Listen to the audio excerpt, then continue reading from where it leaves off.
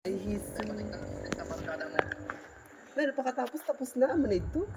Yun na yun. Ay, ako talaga may gusto ha. Amo na ito regalo ko sa imong yan at daw na ini.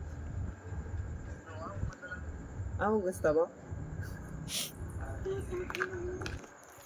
Gusto ko, awat ako ko ng madaraming alam ba niya. Tapos iba mo pa kami. Makulat kami sa inyo matapos. Ayun ka mo. Din man nga. Din. Din nga, kain ka. Papakain kita.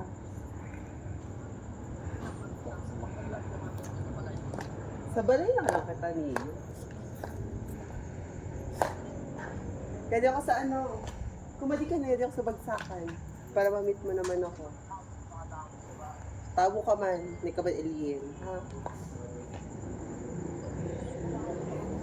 Okay lang, okay lang, basta kumadi ka lang.